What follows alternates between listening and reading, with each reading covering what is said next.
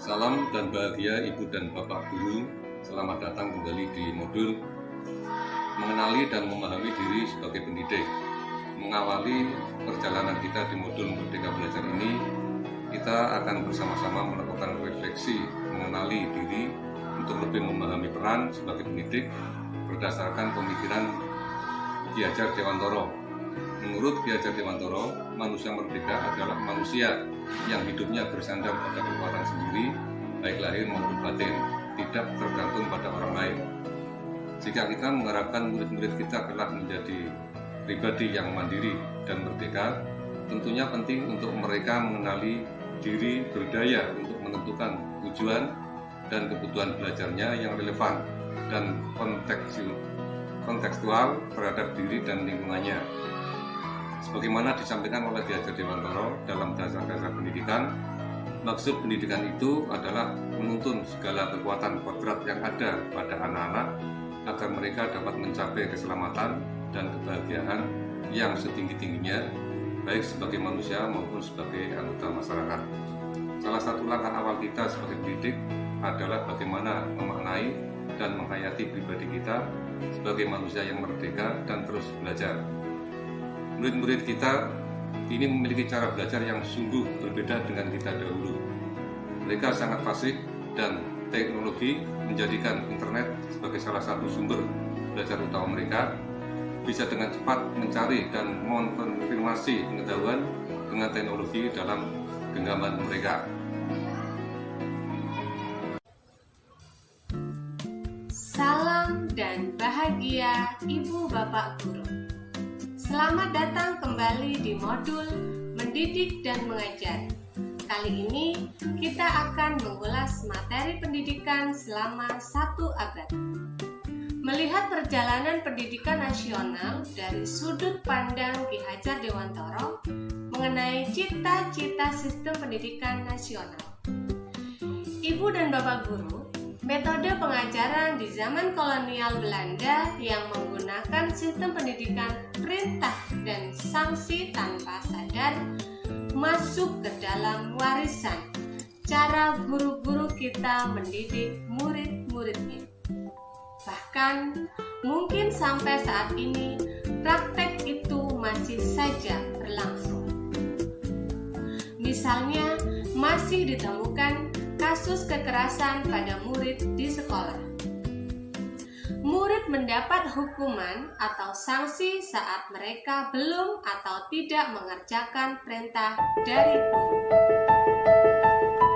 Contoh lain adalah sistem penilaian atau penghargaan yang terlalu berorientasi pada kecakapan kognitif, misalnya kecakapan murid diukur dari hasil ujian sumatif yang menguji kecakapan kognitif semata. Akibatnya, murid berusaha keras dalam kecakapannya dan mengerjakan isi-isi soal ujian hingga mendapat nilai dan penghargaan dari sekolah. Di sisi lain, jika murid belum mampu memenuhi tuntutan ujian sumatif yang sangat berat, sekarang kita mendapat penghakiman bahwa mereka hingga dianggap gagal dalam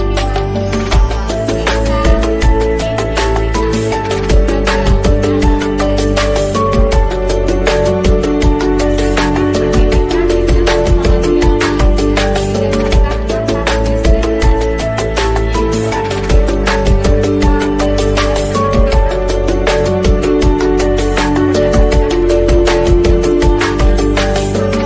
keterampilan individualistik dan intelektualistik.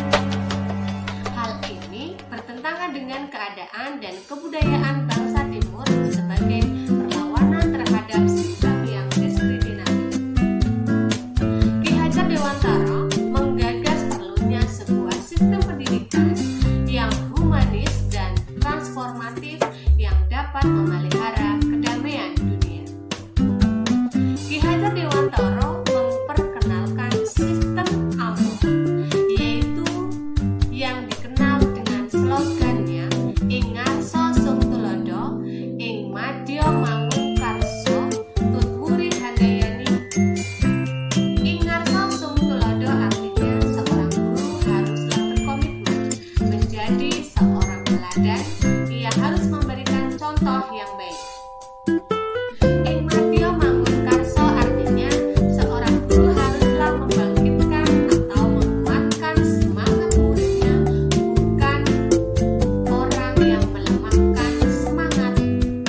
Dan Tutwuri Handayani yaitu seorang guru haruslah memberikan dorongan atau menjadikan murid-muridnya yang mandiri atau orang-orang yang merdeka yang tumbuh kembang secara maksimal. Inilah esensi dari Merdeka Belajar, meskipun semboyan ini diingat dengan sangat baik oleh banyak guru dengan istilah Tutwuri Handayani. Salam bahagia Ibu dan Bapak Guru hebat.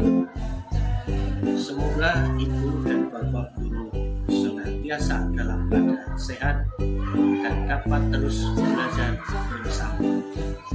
Kali ini kita akan mengulas materi tentang kodrat zaman agar kita dapat memahami tujuan dan asas pendidikan sesuai dengan zaman berdasarkan pemikiran Ki Hajar Dewantoro. Pendidikan bergerak sangat dinamis mengikuti perkembangan zaman. Kodrat zaman merupakan bagian dari dasar pendidikan murid yang berkaitan dengan isi dan irama. Selain kodrat alam, Ki Hajar Dewantoro mengungkapkan bahwa melakukan pembaharuan yang terpadu hendaknya selalu ingat bahwa segala kepentingan anak-anak didik, baik mengenai hidup diri pribadinya maupun pemasyarakatannya, jangan sampai meninggalkan segala kepentingan yang berhubungan dengan kodrat, keadaan baik pada alam maupun pada zaman. Sementara itu, segala bentuk isi irama yaitu cara mewujudkannya, hidup dan penghidupannya hendaknya selalu disesuaikan dengan dasar-dasar dan asas kehidupan kebangsaan yang bernilai dan tidak bertentangan dengan sifat-sifat kemanusiaan. Ki Hajar Dewantoro ingin mengingatkan kita para pendidik untuk menuntun murid mencapai kekuatan kodratnya sesuai dengan alam dan zaman menggunakan asas trikon, yaitu kontinu, konvergen, dan konsentris. Kontinu, pendidik menuntun murid dengan merencanakan dan mengembangkan secara berkesinambungan menyatu dengan alam masyarakat Indonesia untuk mewariskan peradaban. Konvergen, pendidik menuntun murid dengan pemikiran terbuka terhadap segala sumber belajar, mengambil praktek-praktek baik kebudayaan lain dan menjadikan kebudayaan kita bagian dari alam universal. Konsentris, pendidik menuntun murid dengan berdasarkan kepribadian, karakter, dan budaya kita sendiri sebagai pusatnya. Asas trikon diyakini mampu menghadapi derasnya arus perubahan kodrat zaman seperti abad ke-21 secara global. Pendidikan saat ini ditekankan menuntun anak memiliki keterampilan abad ke-21, yaitu berpikir kritis, solutif kreatif, dan inovatif serta mampu berkomunikasi dan berkolaborasi. Salam dan bahagia Ibu dan Bapak Guru hebat. Selamat datang di modul mendidik dan melatih kecerdasan budi pekerti. Pada kesempatan ini kita akan membahas materi budi pekerti berdasarkan pemikiran Ki Hajar Dewantara.